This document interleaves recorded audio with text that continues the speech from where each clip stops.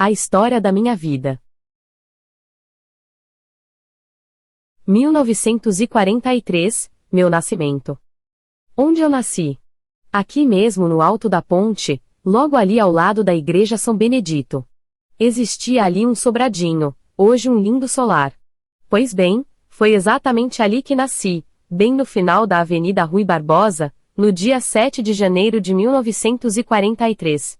Às 10 horas da noite a Dona Maria Margarida começou a sentir fortes dores e ela sabia que tinha chegado a hora e que daquela noite não ia passar. Então meu pai, que tinha um bar do lado de baixo da rua, foi chamado às pressas. Minha mãe pediu para ele buscar a parteira, por sorte a parteira morava logo perto de casa, apenas uns 300 metros.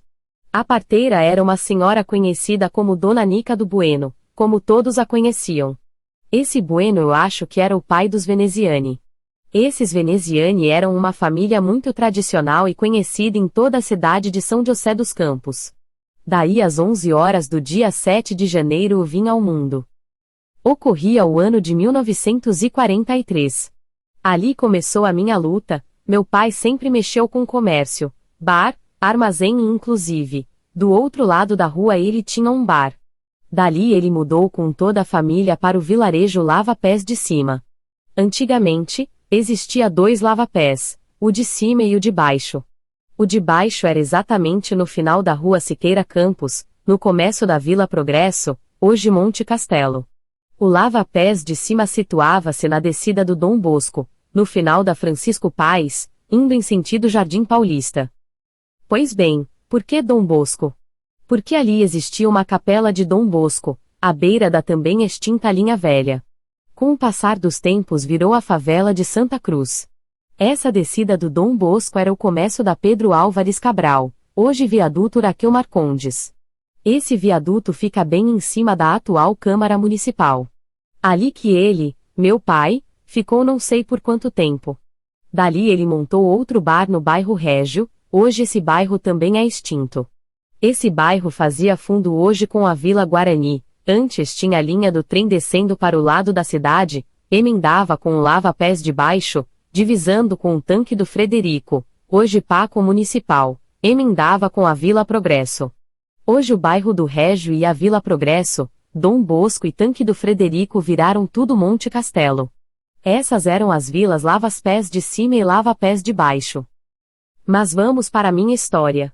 O bairro do Régio, na época que o meu pai montou o bar, lá era mais uma zona rural, pois era bastante retirado da cidade, e, embora tivessem ali várias famílias que trabalhavam nos arredores das fazendas, e indústrias que estavam começando, como arrozais dos japoneses, que estavam começando em São José dos Campos, alguns trabalhavam na tecelagem que estava começando aqui, na Eugênio Bonadio, na fábrica de louça Conrado, na cerâmica do Cambuí, onde se fabricava manilha, existia do lado direito, da fábrica Cambuí, do lado de baixo da Estrada Velha Rio-São Paulo, hoje Juscelino Kubitschek, como quem vai para a Vila Industrial, a Olaria do Ferreira, o primeiro nome não me lembro, não sei se era José Ferreira ou Manuel Ferreira, mas isso pouco importa. Hoje, a extinta favela do Regaço, pois bem ali trabalhava bastante gente, mais para baixo, do mesmo lado existia o Armazém do Chave, ele também tinha um grande arrozal, em que toda aquela área onde também trabalhava bastante gente da região. Isso tudo estava acontecendo no ano de 1945, e eu estava com apenas 5 anos de idade. Voltando a falar de meu pai, o seu bar ficava bem em cima do morro quase virando para o lava-pés de baixo, Tanque do Frederico, ali meu pai ia indo muito bem com seu negócio. Mas como todas as coisas boas muitas das vezes duram pouco, o do meu pai também durou. O ataque ao bar de meu pai.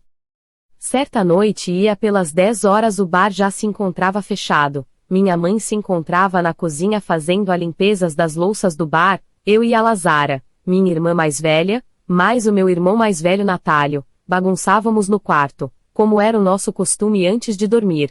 Fazer bastante bagunça até que quando nos cansávamos, íamos dormir. Mas nesse dia a rotina foi mudada. Quando meu pai fechava o bar, ele sempre ficava batendo papo com alguns amigos mais chegados. Quis esse dia o destino, que ele estava conversando com a minha irmã de criação, Sinhana, que morava logo ali perto no começo do bairro. A uns 200 metros de distância, lá também se encontrava um seu compadre, por nome de João Soldado, na realidade ele era soldado. Papo vem, papo vai, uma cachaçinha, uma cervejinha. Foi quando aquela paz foi quebrada por berros, gritos e pauladas, o estabelecimento foi invadido por mais de 10 homens, dando pauladas e pedradas, virando tudo de pernas pros ares. A Sinhana, quando viu aquilo, correu para a sala que dividia o bar com a cozinha, onde se encontrava minha mãe. Com toda sua força ela ficou encostada na porta, para que os bandidos não pudessem entrar ou atirar alguma garrafa na cozinha, evitando que a mãe e nós, as crianças, fossemos feridos, enquanto dava ordem para que minha mãe fugisse conosco para o vizinho. Porém o sufoco era tanto que a porta da cozinha estava trancada com a chave no lugar, mas a mãe não conseguia abri-la, lá tinha também uma janela que dava para o corredor. A Sinhana gritava desesperadamente para a mãe: atira as crianças pela janela, comadre. O Natálio, que já tinha seus 10 anos, entendendo toda aquela situação, agarrando-me como podia me jogou pela janela que tinha mais de 1 metro de altura, caí em cima de um monte de pedaço de tijolos. Eu que já estava quase dormindo, e sem saber o que se passava comecei a chorar e logo em seguida Lazara também cai em cima de mim, e Natálio veio em seguida me agarrando novamente, ergueu-me nos braços enquanto puxava Lazara pelos braços e saiu na correria. Logo em seguida minha mãe correu desesperada atrás de nós. E fomos pedir abrigo na casa dos meus vizinhos. Voltando novamente lá para o bar, onde o pau estava quebrando, a Sinhana resistia heroicamente, encostando a porta com todas as suas forças. O pai logo de cara saiu do ar com uma bordoada na cabeça, quando um dos bandidos invadiu o estabelecimento, e ele falou: o que é isso, rapaziada? Pof! Uma paulada e o sangue já desceu de sua careca, pois meu pai era careca, daí ele ficou só dando risada. Por sua vez, seu compadre João Soldado resistia heroicamente, como um verdadeiro guerreiro, resistindo com garrafas, socos e pontapés. Enquanto não se cansava de gritar: cadê o revólver, Júlio? Onde está? Fale. Meu pai apenas se limitava a dar risada, todo banhado em sangue. O desespero era total, eles não tinham arma de fogo, só tinham uma mulher que acompanhavam o bando que eles tratavam como Zé, dá mais um pau aí Zé.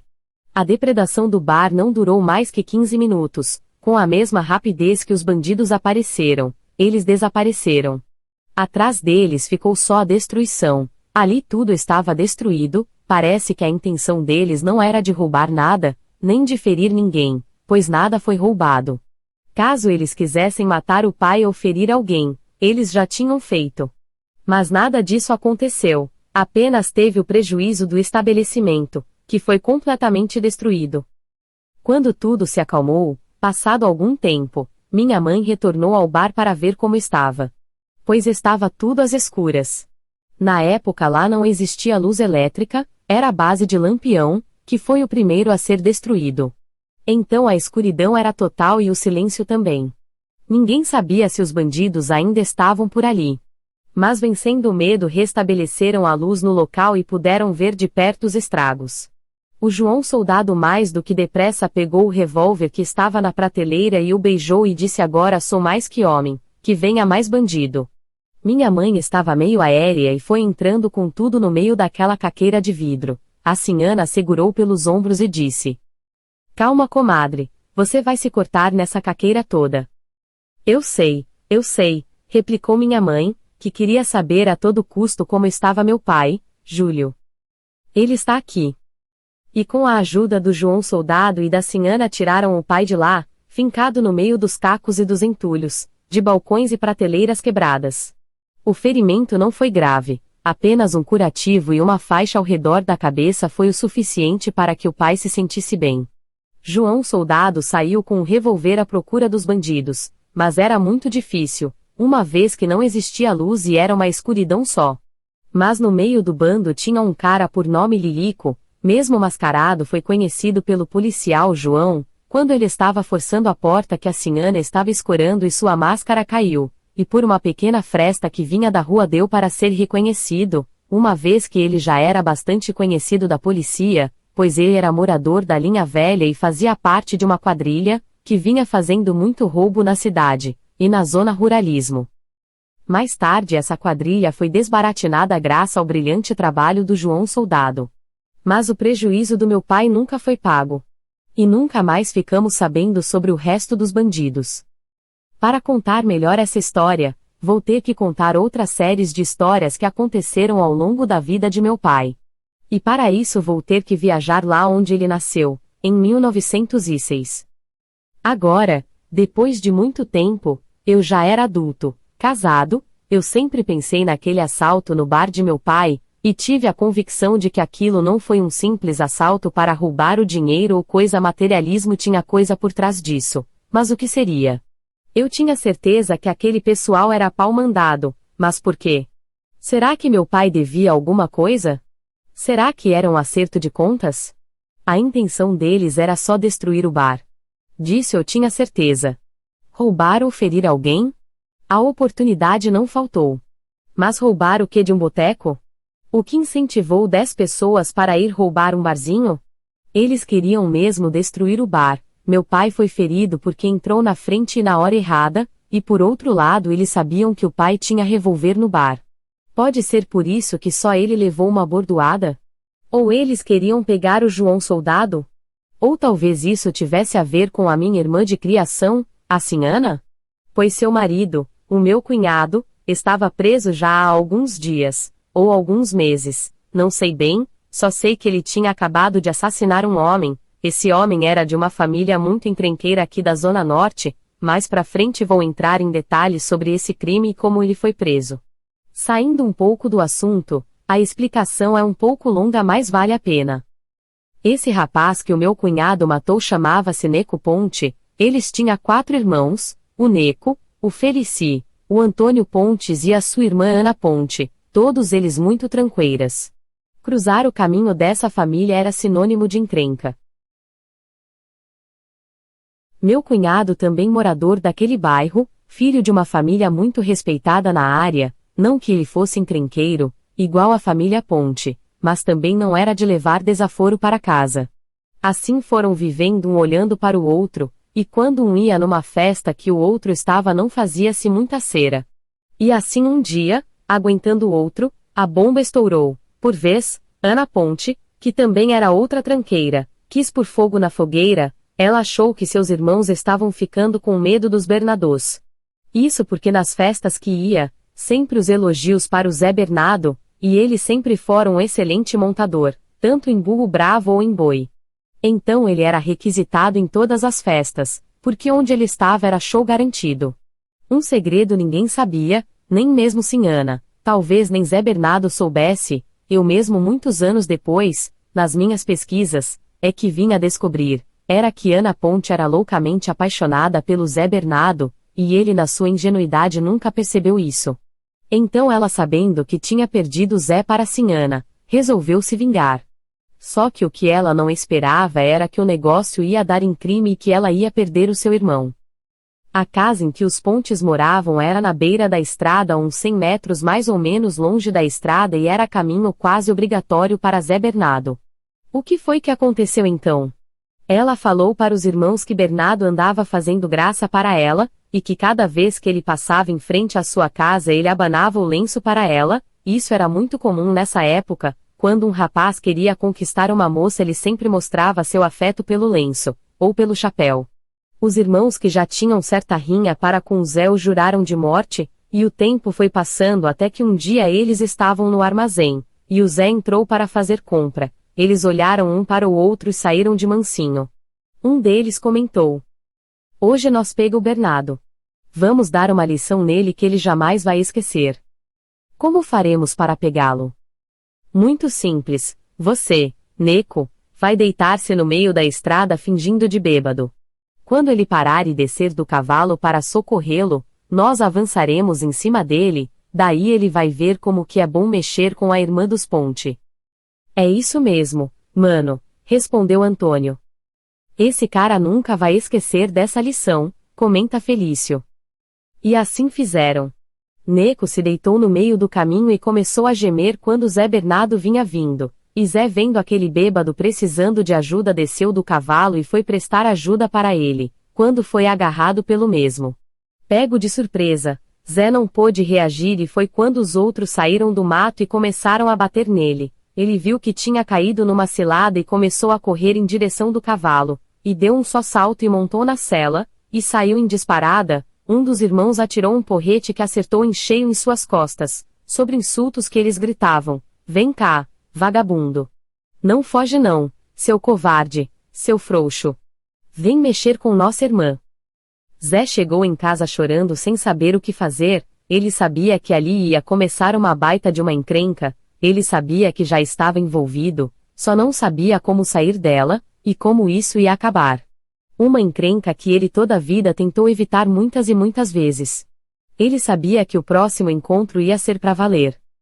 Ele conversou a noite toda com a irmã sobre o que fazer. Minha irmã, que também não era nada enrolada, tratava-o de Zezinho. No outro dia cedo ela disse: "Olha aqui, Zezinho, se as suas costas estiverem melhores, eu vou com você pegar esses caras, e está acabado. Não se discute mais. Quero mostrar para esses caras quem é a mulher do Zé Bernardo e filha do Júlio Brito. Eu sei que você é filha do Brito, eu também não consigo esquecer a humilhação de ter que correr daqueles vagabundos, as minhas costas ainda doem um pouco sim. Então eu vou com você pegar esses caras. Se você não for eu vou sozinha, e está acabado e não discute mais." Passado 2 dias, meu cunhado já estava bem das costas, ele que também não comia muito estava ficando doente. Ele não acreditava que estava enrolado em um rolo tão grande como aquele.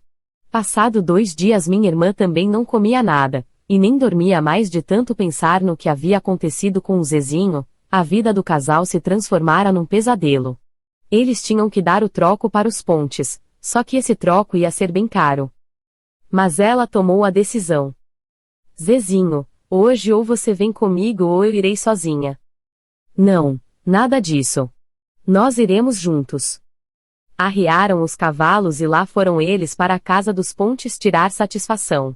Ambos estavam armados com revólver. A tensão deles era demais, pois eles sabiam que uma de duas aconteceriam, ou eles matavam ou eles morreriam. Mas o que importa era que eles ao menos iriam limpar a alma, iam sair daquela angústia que estavam tirando o sono deles. Quis Deus que a casa estava fechada, não havia ninguém em casa. Só que ficou a dúvida: será que eles estavam com medo? Ou na realidade não tinha mesmo ninguém em casa? Seria pura coincidência? Mas os Pontes sabiam, e como sabiam que aquilo não ia ficar barato? Eles tinham mexido com a pessoa errada. Mais cedo ou mais tarde eles iam ter a resposta, ou por parte do Bernardo com a minha irmã da parte de meu pai, ou com o meu irmão por nome de Erpídio. Esse pessoal não deixava a vaca deitar, mas isso de maneira nenhuma. Então o que aconteceu? Quando Bernardo com a minha irmã iam voltando para casa, eis que o imprevisto aconteceu. Quem vinha montado em outro cavalo, trotando sossegadamente de encontro com eles? Nem mais nem menos que o Neco. Ao cruzar com eles falou boa tarde, mexeu no chapéu, como era o costume. Meu cunhado fez o mesmo. Nessa hora minha irmã gritou: "É ele! É o Neco!" Os dois viraram os cavalos no mesmo tempo, ambos já com o revólver na mão, e meu cunhado gritou: "É hoje, Neco! É hoje que vamos Acer!" Não deu tempo para continuar a frase, e ambos atiraram no Neco. O da minha irmã não saiu, e o do meu cunhado saiu e atingiu o alvo. Mesmo ferido, mas com uma valentia fora do comum, Neco voou em cima de meu cunhado e os 2 homens rolaram pelo chão. Esse foi o depoimento que ele deu em legítima defesa. Enquanto rolavam pelo chão ele pegou a arma e atirou novamente.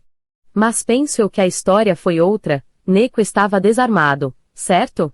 Acredito que quando houve o encontro, meu cunhado atirou nele, mas o tiro não saiu. Nesse momento o Neco se atirou em cima dele, e rolaram pelo chão. Momento esse que a minha irmã também estava armada e atirou no Neco, matando-o.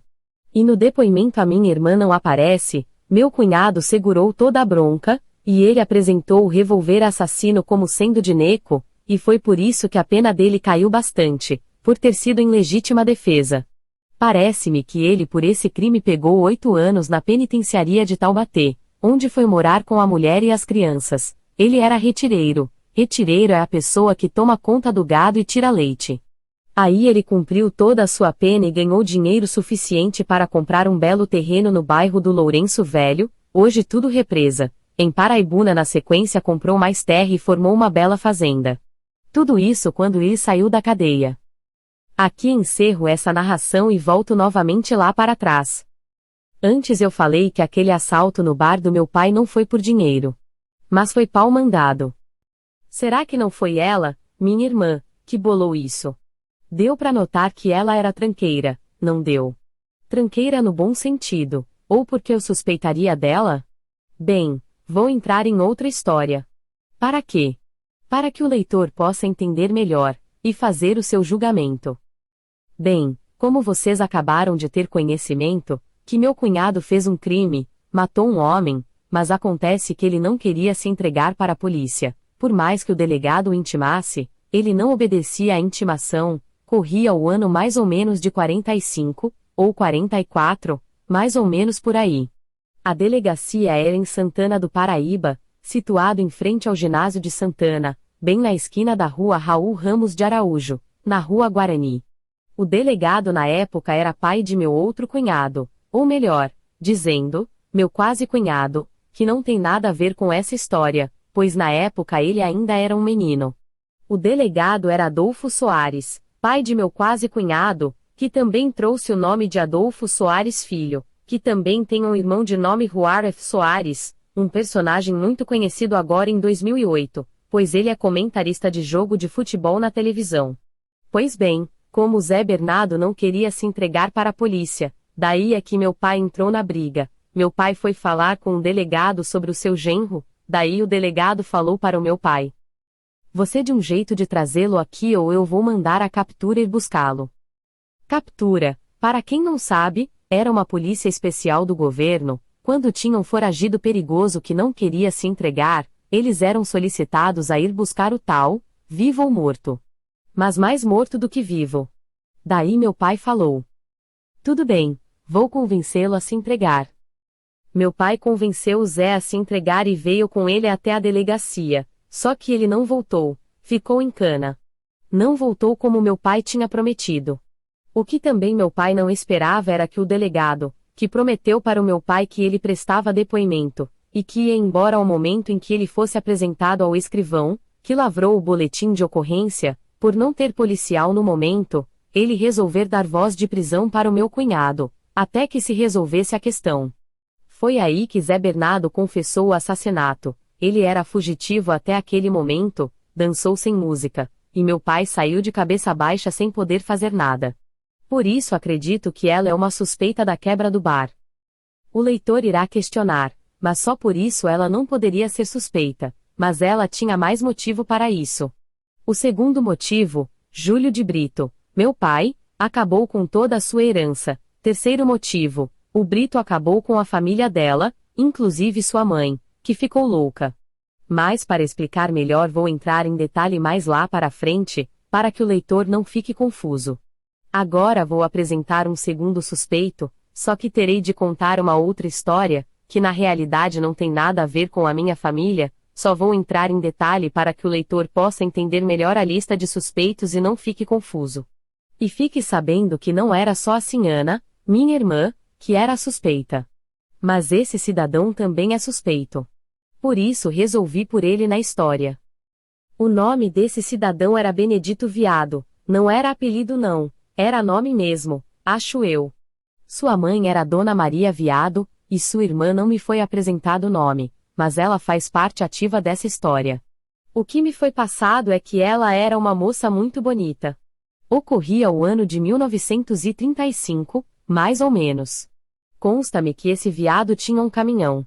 Pois bem, seu caminhão não tinha partida. A partida era dada com a manivela. Essa manivela era enfiada na frente do caminhão, em cima do para-choque, e virava com toda a força, 2 ou 3 vezes, até que o motor urrava, e lá vai nosso viado para o trabalho. Seu trabalho era de puxar capim. Esse capim era muito utilizado, para quem não sabe, em embalagens de louças e na fabricação de colchões. Esse nosso amigo trabalhava para a fábrica de louças Bonádio e para uma colchoaria que existia ali na esquina da Francisco Rafael com a Siqueira Campos. Pois muito bem, acontece que morava ali na esquina um turco. Esse turco era muito ruim. Acontece que um belo dia esse turco sequestrou a irmã de Benedito Viado. Ainda por cima bateu em sua mãe, quebrou sua máquina de costura, pois a velha era costureira, e ainda rasgou todas as suas encomendas. E se isso ainda não bastasse, ele fez a coitada beber um bule de café, comer uma panela de arroz frio e ainda beber uma garrafa de pinga. Pura maldade, não é? Ainda pegou o óleo da máquina e esfregou no cabelo dela, e ainda jurou que ia acabar com a raça dos viados, e que o dito viado ia pagar de qualquer jeito. Tudo isso só porque a mãe de Dito se recusou a costurar para a loja que ele tinha aqui na Siqueira Campos. A sua vingança foi terrível, e quando Dito chegou em casa, viu sua mãe chorando desesperada e viu toda aquela balbúrdia, ele ficou louco, aliás, quase louco. Ele ia pegar o turco onde quer que estivesse. Mas sua mãe apesar de tudo era muito sensata, e procurou acalmar Dito. Pois o turco além de ruim era muito poderoso na cidade, contava com a associação de todos os turcos da cidade. Não tenho muita certeza disso, pois eu ainda não existia nessa época, só estou escrevendo o que me foi passado. Mas dizem que esse turco era parente, irmão, não sei o que, do Zé do Ced, esse cara já é do meu tempo, mas não cheguei a conhecê-lo pessoalmente. Porém, me lembro quando ele foi assassinado.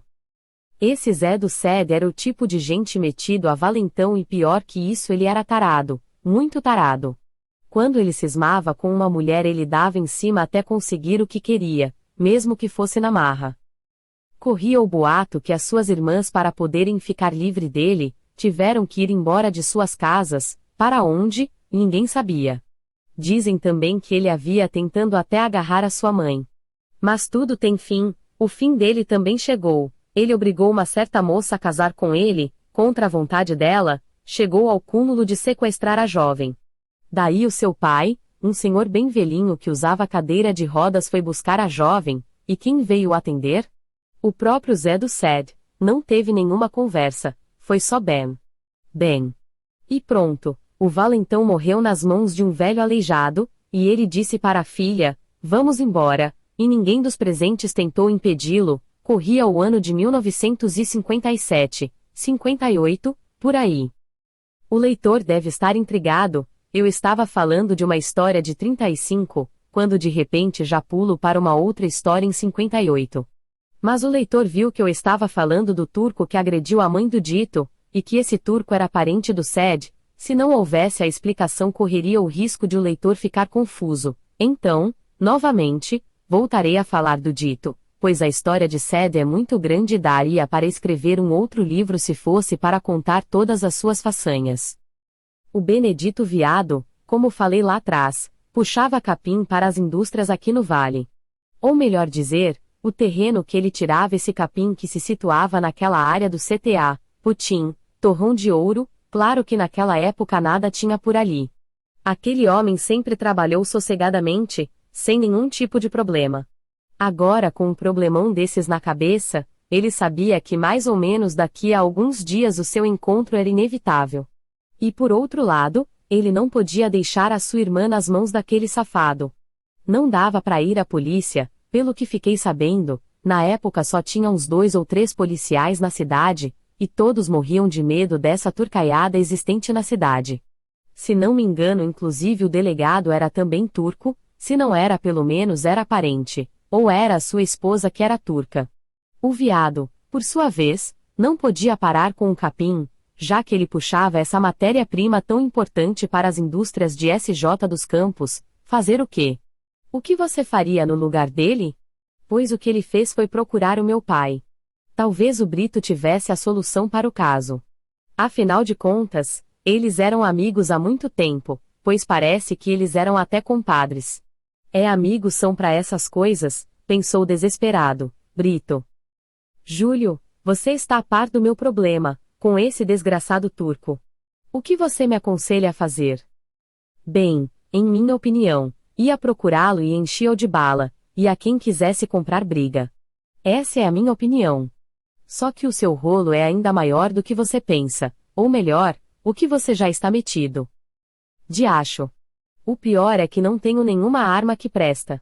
Só tenho uma garruchinha velha que nem sei se sai tiro. E mesmo se saísse, não ia segurar aquele gigante. Sem nem dar tempo pro outro pensar, ele disse: Júlio, empresta o seu revólver pra mim. Olha, Dito, tudo pode ser, mas menos isso. Imagine.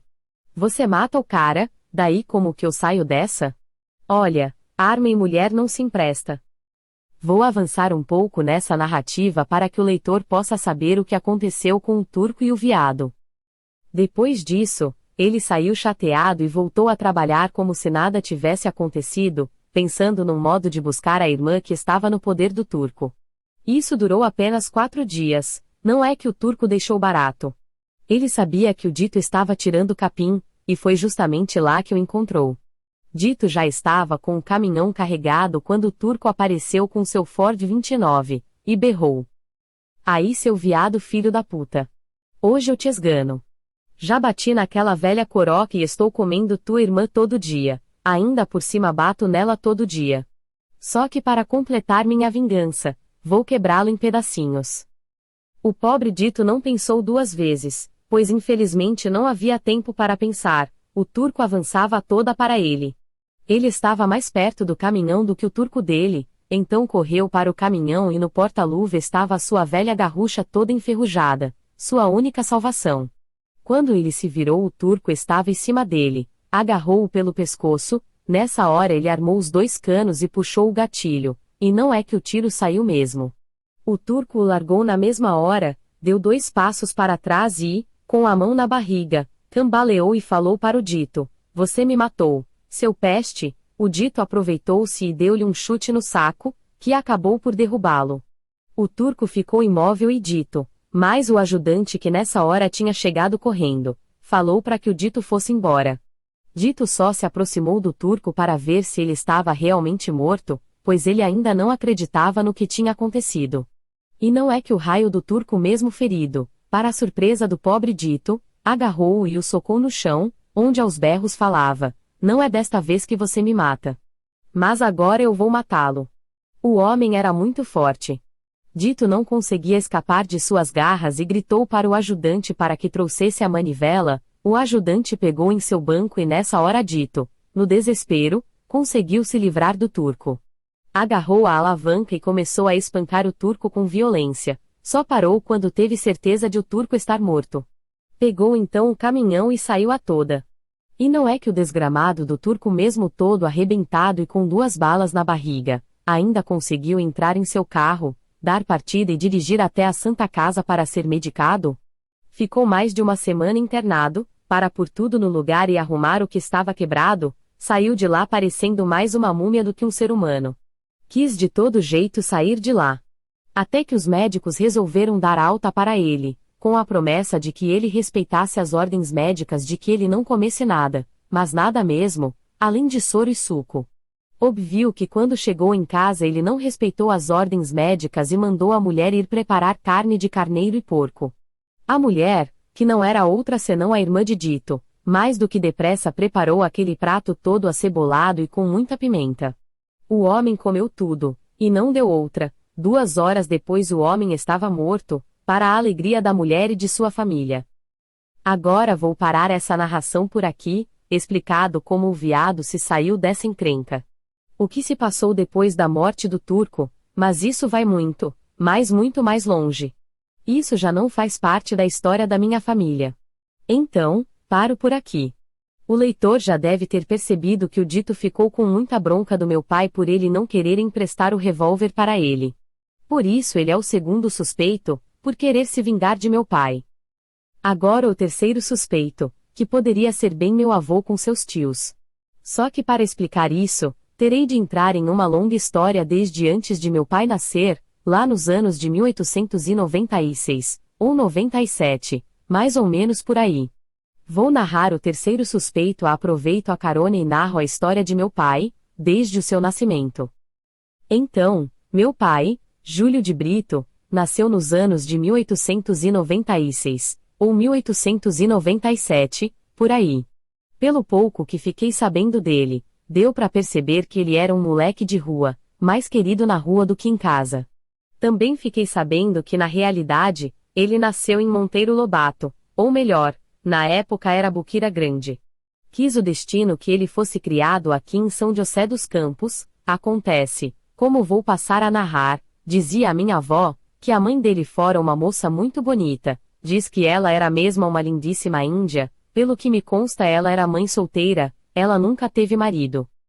Ela era muito disputada nas redondezas, mas era uma índia muito tímida, filha de uma família indígena muito importante e respeitada na área. Lá também tinha uma família muito importante e respeitada, que era a família Brito. A família indígena foi se envolvendo devagar com a família Brito, pois esses indígenas prestavam serviços para a família Brito. E não é um tal de Brito se enamorou seriamente com a tal indiazinha. Foi um belo romance, até que deu tudo errado. Errado não sei se seria o termo certo, então até que a Índia ficou grávida. Daí o negócio ficou feio. Porque até então ninguém podia provar nada, uma coisa que antes era suspeita virou realidade. Mas acontece que o negócio que corria bem começou a esquentar, isso porque o padre da paróquia, não sei o nome dele, não aceitou aquela situação, aquela vergonha, do Brito, um homem velho se envolver com uma menina, ainda mais sendo indígena. Mas não ia aceitar mesmo. O que aconteceu? O chefe da tribo, que também era o pai da indiazinha, era muito amigo do padre, e o padre foi falar com ele que não sabia o que estava acontecendo com a sua filha. E ficou muito irado com o que o padre contou para ele, e reuniu todo o pessoal, e o padre dirigiu até a vila. Mas acontece que o meu outro avô Brito já tinha sido avisado que os índios estavam em pé de guerra, e vinha vindo falar com ele. Daí ele já ficou à espera. Não demorou muito para o pessoal chegar. Houve muita discussão, e até ataques físicos, mas não me consta que houve mortes. Consta-me que, no auge da briga, chegaram ao cúmulo de andar de cavalo no padre, que era o costume da época, o vencedor da briga, para humilhar o perdedor, montar a cavalo nele, para humilhá-lo. O que dizem e chegou até mim é que, o padre, no auge da briga e no calor daquele quebra-pau, ajoelhou e com as mãos arrumadas, rogou praga no meu avô, até a quinta geração. Que até aquela geração todos iriam morrer na miséria, iam se extinguir.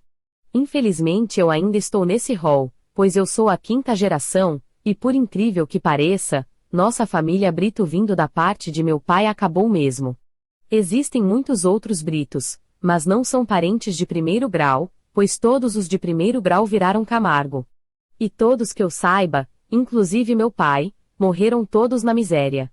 Bem, talvez eu ainda morra, mas lá na frente. Depois desse rolo todo, a família dela achou por bem mandá-la morar na cidade de São José dos Campos. Só que para ela chegar até a cidade, ela passou por uma verdadeira aventura. Meu pai sempre contava para nós com orgulho as aventuras de sua mãe. E, uma das aventuras de minha avó foi essa. O nome de minha avó, se não me engano, era Diolinda. Pois bem, a dona Diolinda, antes de vir morar aqui na cidade com sua tia, os seus pais acharam por bem que ela ficasse morando uns tempos depois com o seu tio, que era um pescador nas margens do rio Boquira e, era com ele que a menina ia ficar, até que ganhasse o neném. E assim foi feito, ela ganhou a criança ali nas margens do rio Boquira, e nasce o Júlio de Brito, o meu pai. Bem passado 2 meses, a criança com bastante saúde era um bebê muito forte, e como minha avó não estava acostumada muito ali, ela preferiu partir para a casa da tia, mas como? Ir pela estrada era muito perigoso, pois a estrada era muito transitada por tropeiros, por carros de boi. Então fazer o quê? Descer o rio de bote? Acho que era a melhor solução, já que ela era uma ótima nadadora, e muito acostumada a fazer pescaria de bote, desde menina. Por outro lado, ela tinha que levar o menino, e a beira da estrada era muito mais deserta do que a beira do rio, quando que na beira do rio era muito povoado, pois moravam muitos pescadores. Então ela optou a descida de canoa, então puseram a pequena canoa na água, e lá vai a dona de Olinda, rio abaixo com a sua canoa preciosa. De vez em quando ela parava em algum lugar para alimentar o pequeno Júlio, que ao invés de ser uma criança chorona era muito risonha. À tardinha, meio exausta, ela resolveu parar em uma morada às margens do rio e pedir uma pousada, na qual foi muito bem aceita. Ela continuou a sua viagem, para aqui e ali, até que por volta do meio-dia, mais ou menos, o tempo começou a se fechar, ia cair um temporal a qualquer momento. Ela teve que encostar o barquinho e esperar a chuva passar. Por sorte, ali perto morava uma família e o homem, vendo aquela moça com uma criança naquela canoinha, tentando encostar-se à margem, estava óbvio que ela estava com dificuldade. Mais do que depressa ele pulou no rio e puxou-a para a margem, mais perto do quintal de sua casa. Esse homem era o Sr. Martim, e a sua esposa Helena. Receberam muito bem a moça com seu bebê. Trataram-na com muito carinho e o menino, como sempre, fazia a alegria de todos com o seu bom humor e o seu sorriso. À noite choveu muito, caiu muita água. Dona Diolinda já estava ficando preocupada, embora o Sr. Martim e sua esposa a confortassem, sempre falando para que ela não se preocupasse. Na hora em que o rio abaixar você vai embora. Sr. Martim, querendo ser prestativo, se prontificou levá-la pela estrada, assim que o tempo desse uma trégua, pois ele tinha mesmo que ir até a cidade de São José fazer compras e cuidar de seu negócio, já que ele também era negociante e comprava praticamente tudo que entrasse em sua casa. Ela aceitou a oferta do Sr. Martim. Ele saiu de sua casa levando 2 burros com 2 jacás, um de cada lado pendurado na cangaia. Ali, naquele jaca ele colocava tudo o que o pessoal queria vender para ele. Quando chegava ao final de semana, ele lotava uma tropa de mercadorias e ia vender na cidade. Ele era uma pessoa muito conhecida e estimada nas redondezas. Diolinda ia esperar até o final de semana para poder ir com ele até a cidade, mas aconteceu que o danado do diabo não dorme mesmo no ponto, e vai e muda toda a vida da minha avó.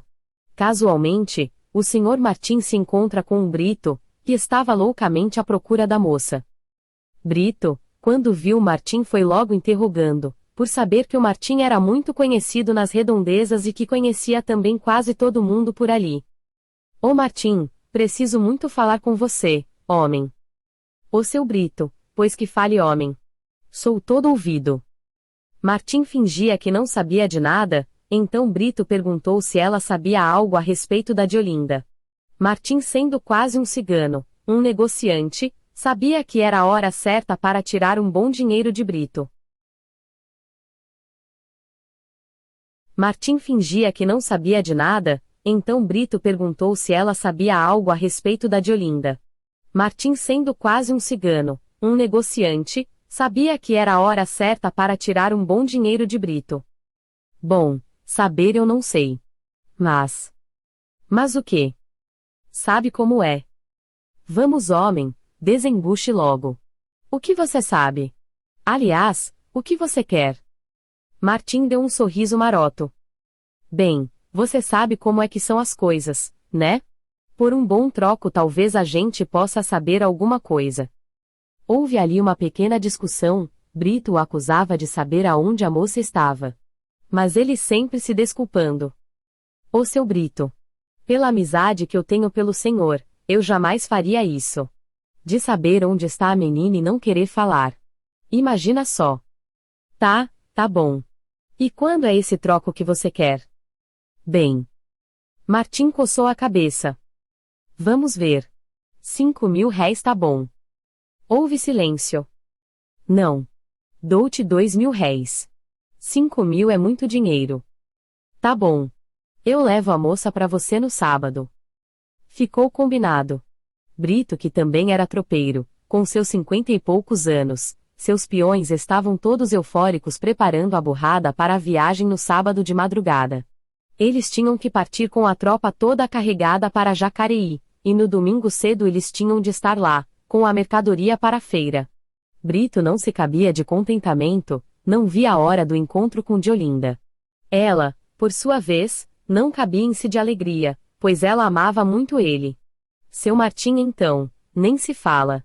Dava pulos e virava cambalhotas, de alegria de ter ganhado 2.000 réis sem fazer nada.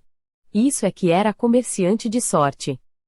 Então tudo arrumado, a viagem saiu no sábado bem de madrugada e o encontro deveria se dar por volta do meio-dia. Seria aqui, no Alto da Ponte. O Alto da Ponte, para quem não conhece, é aqui na Zona Norte, depois do Paraíba, indo em direção Monteiro Lobato.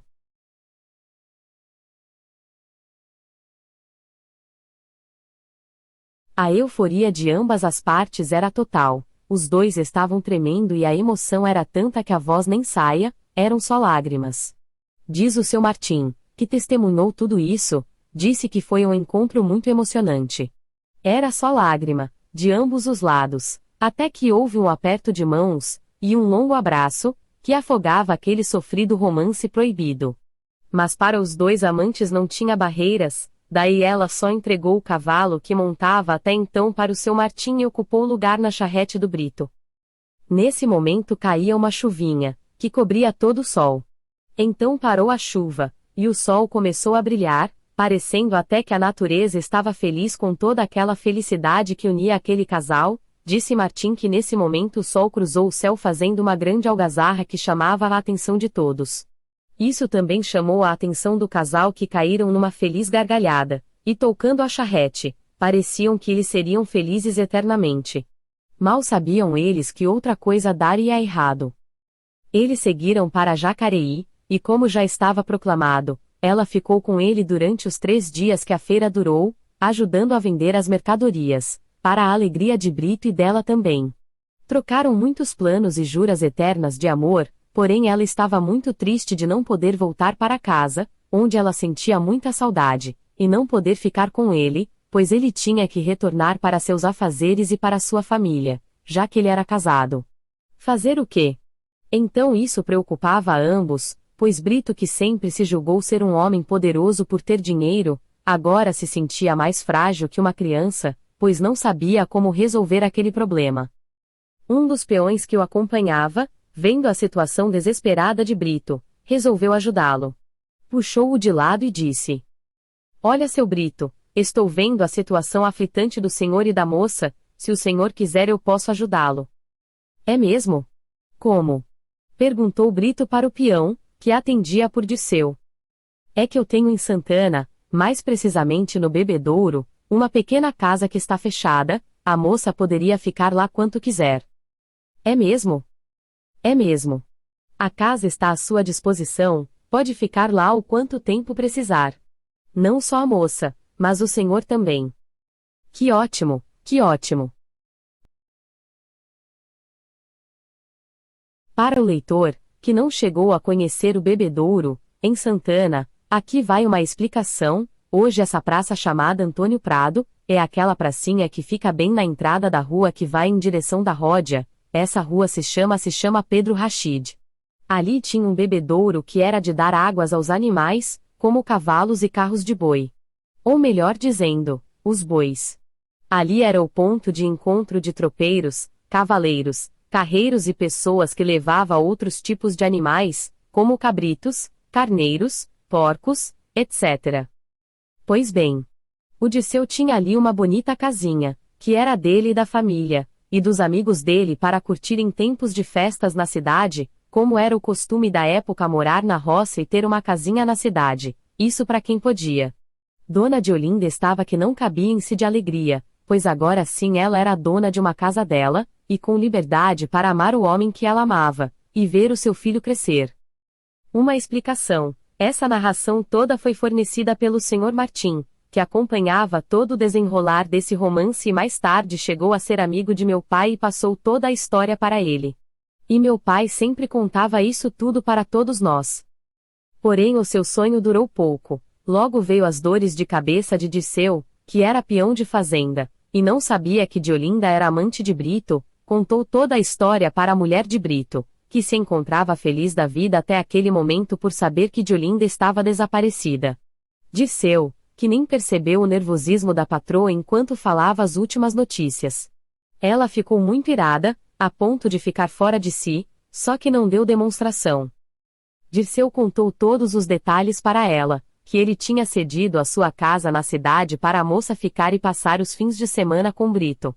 Depois que Dirceu saiu, ela ficou pensando como se livrar daquela moça de uma vez por todas. Ela botou a sua mente para trabalhar. Ah, já sei o que fazer. Ela tinha em sua casa 2 foragidos da justiça, que eram seu irmão e outro seu primo. Esses caras vieram bem a calhar. Chamou-os e os intimidou. Olha aqui, tenho um serviço para vocês. Nossa, um serviço para nós?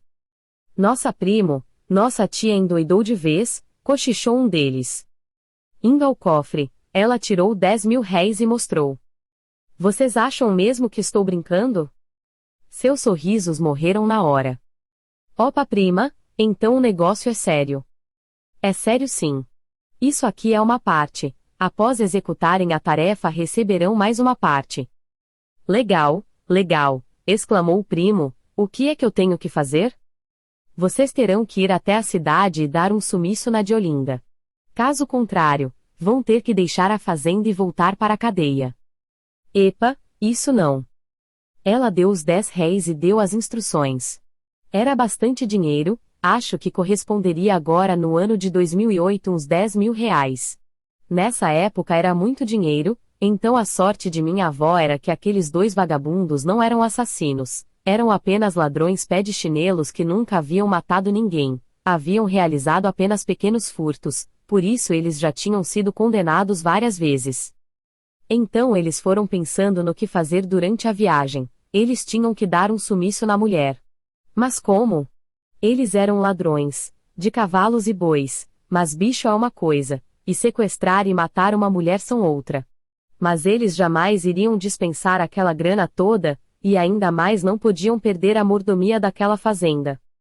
Nas suas andanças pelo sertão afora eles conheceram muita gente, gente boa e gente ruim, e por acaso eles se lembraram de alguém que trabalhava como escravo, embora não fosse mais época de escravidão, pois já havia uns 10 anos que ela havia sido abolida, mas ainda restavam o que fazia trambique, e foi esse trambiqueiro que eles se lembraram. Ei, primo, eu tenho uma ideia. Pois que fale, primo. Você se lembra daquele cara que morava lá no sertão Buquira, nos confins da fazenda da nossa tia? É mesmo. Mas e daí? Daí que não é pra nós dar um sumiço nela? Tá aí a nossa chance. Não entendi. Pô, tu é burro mesmo, hein? Presta atenção. Nós temos que dar um sumiço na moça, certo? Certo. Então é isso aí. O homem lá mexe com escravo, então se nós vender ela como uma escrava a gente ganha 2 vezes mais, certo? Traço, você é mesmo um gênio. E assim fizeram. Eles procuraram o tal e negociaram com ele com a compra de Diolinda, daquele lugar ninguém saía com vida, porque quem morria era enterrado ali mesmo, e pronto, as autoridades não tinham conhecimento do que se passava ali. Então tudo acertado eles marcharam para a cidade, e se apresentaram como se fossem mandados pelo Brito. Eles tinham que acompanhá-la e eles iriam ter de levá-la para outro lugar, pois aquele já havia sido descoberto por sua família. Se foi ordem de Brito, tudo bem. Coitada, nem de perto suspeitou que estivesse sendo sequestrada, montou o cavalo que eles ofereceram e viajaram o resto do dia, a noite já caia quando eles chegaram ao seu destino. Já caia não. Já passava das 10 horas da noite e a coitada nem suspeitava do que a aguardava. E para o desespero de Brito, a sua amada tinha desaparecido, e por mais que procurasse, por mais que pedisse informações, nada de Diolinda. Até que ele se informou com Dirceu, se ele por caso sabia a respeito da moça, se ele tinha ouvido algum comentário a respeito dela. Não, não. Não ouvi nada a respeito. Eu até comentei com a dona Maloca que eu tinha cedido a minha casa para que ela pudesse ficar lá. Brito nessa hora empalideceu. Você fez isso? Dirceu olhou espantado para Brito. É. Fiz sim. Por quê? Tem algo errado? Tem sim, e muito. Essa mulher é muito má, e eu tenho certeza de que ela está envolvida nessa história toda. Ela sabe do paradeiro de Diolinda. Embora ele fosse amante da dona Maloca, ele não tocou nesse assunto. E enquanto isso minha pobre avó continuava desaparecida, mas isso acontece que nessa altura os 2 pilantras já tinham negociado com o comerciante a compra de minha avó. O comerciante que conhecia bem as Índias das redondezas comprou a mercadoria mesmo sem ver, pois ele sabia que a mercadoria era muito boa, e já adiantou uma parte do dinheiro para os pilantras. Mas acontece que eles mudaram o rumo da história de minha avó, eles traíram a confiança do negociante e bolaram outra sacanagem, pois eles sabiam que a moça valia muito mais do que o que eles tinham pedido, mas como eles já tinham recebido uma parte, eles resolveram esconder a moça para poder reclamar. Mais tarde, mais dinheiro do negociante, e também por sorte de minha avó. Minha avó nada desconfiou. Os dois conheciam um casal de velhinhos, eles foram para lá e contaram uma baita história que até mesmo deram um pouco de dinheiro para eles, e pediram para que eles ficassem com a Diolinda por uns tempos, que logo eles viriam buscá-la e dariam mais dinheiro para eles. Minha avó ficou ali como uma criança, alheia a todos os acontecimentos, esperando a qualquer momento que Brito aparecesse num cavalo todo branco para buscá-la. Enquanto isso, os dois pilantras estavam tranquilos na casa da tia, a dona Maloca. Eles juraram de pé junto que tinham matado a moça e a jogado no Paraíba. Aliás, no rio Paraíba. Ela estava toda feliz, pois estava livre da rival. Mas o Brito foi saber da dona Maloca e o que ela sabia a respeito da Diolinda, e ficou ali uma discussão acirrada, e os dois pilantras que escutavam toda a discussão, resolveram ir ganhar mais uma boa quantia em cima da moça. Aquela mulher estava dando muita sorte para eles, era a sua galinha dos ovos de ouro. O que foi, primo do céu?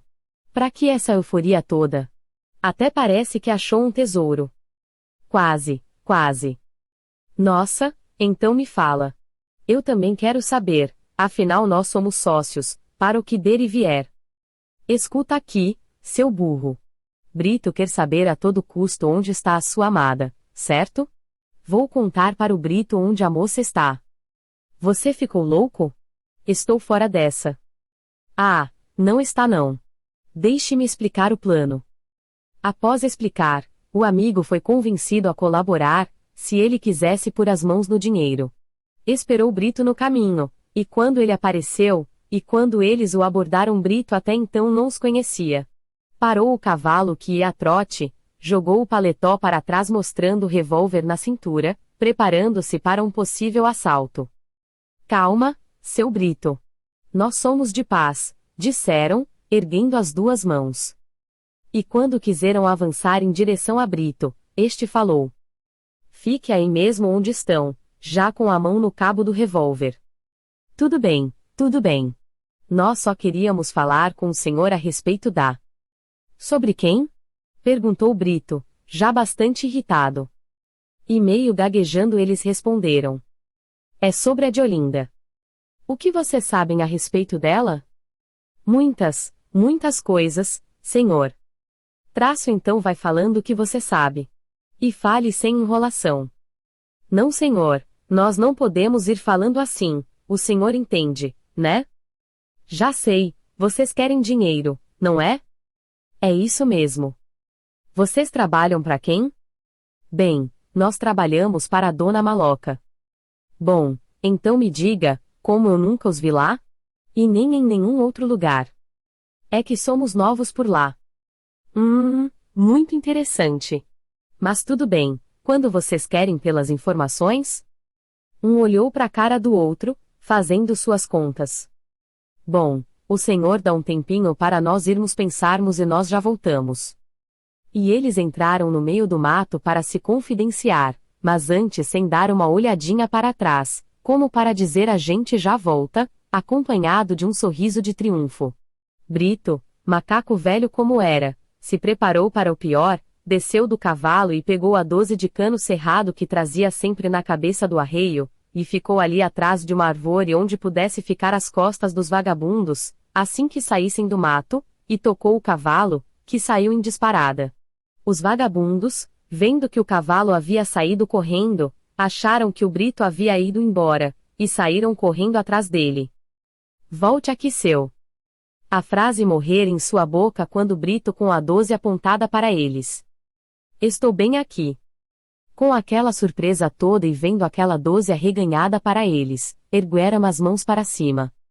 Calma, seu Brito. Muita calma. Vai falando o que vocês têm a falar.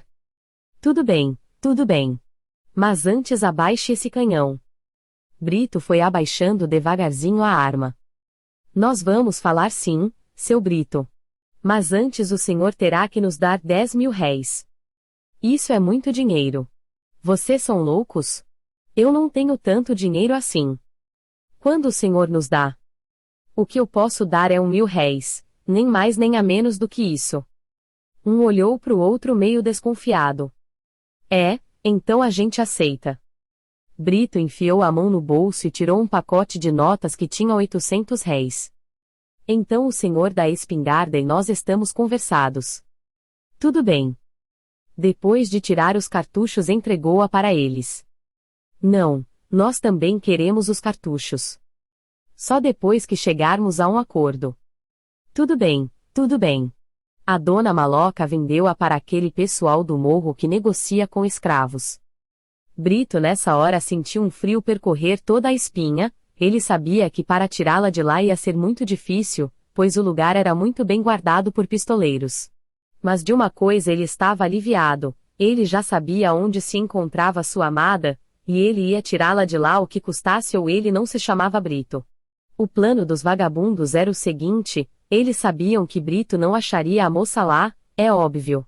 Mas no momento eles iam gritar que eram da polícia, os traficantes não iam sair numa boa, é claro, iam sair atirando no Brito, que na confusão seria morto por sua própria arma. Mas você tem certeza que vai sair desse jeito mesmo? Perguntou o outro. Claro, claro, primo. Enquanto eles confabulavam e trocavam as suas ideias, Brito tinha se afastado um pouco para chamar o seu cavalo, deu um assobio e seu alazão já veio todo a galope, chacoalhando a cabeça e bufando feito um doido, e Brito afagou-lhe a cabeça, puxando pelas rédeas, e foi até onde estava o vagabundo. E disse: Então vamos lá buscar a moça então. Nós não, Brito, nós não vamos não. O senhor acha que nós vamos lá levar tiro de graça? E esticando a mão, dá-nos o cartucho, por favor. Não, não, não. Sim, sim, sim. E deram de avançar para Brito, disposto a pegarem na marra os cartuchos. Mas Brito, vendo que o bom senso ali era melhor que a violência, disse: Calma, calma. Vamos entrar num acordo. Pegou os cartuchos e jogou nos pés deles. Se é isso que vocês querem, tá aí. Eles abaixaram para pegar os cartuchos e quando eles voltaram a olhar para Brito, este estava com o trabuco nas mãos. Então, ou aceitam a minha proposta, ou não. Tudo bem, o senhor convenceu a gente. Mas quanto vamos ganhar com isso? 1 conto de réis. Aí nós topa. Até aí estava dando certo o plano dos vagabundos. Então vocês aguardem aqui, que vou até em casa buscar o dinheiro de vocês e trazer reforço, combinado? Combinado. Brito montou no cavalo e saiu em disparada, os vagabundos ficaram vibrando. Eu não falei? Eu sabia que ia dar certo. Tomara primo, tomara. Brito não demorou mais do que umas 5 horas para voltar com o seu pessoal, em torno de 10 homens bem armados, e para lá seguiram os 2 bandidos que iam à frente. Demoraram umas 2 horas para chegarem ao local. Como os 2 tinham combinado, chegando todo mundo se posicionaram em segurança enquanto os 2 avançaram um pouco mais e gritaram: Polícia! Saiam todos, vamos logo. Eles saíram sim, mas atirando por todos os lados, os 2 foram atingidos em cheio, morrem no lugar. O tiroteio foi intenso, mas não houve nenhuma baixa do pessoal do Brito. A área toda foi incendiada pelos próprios bandidos.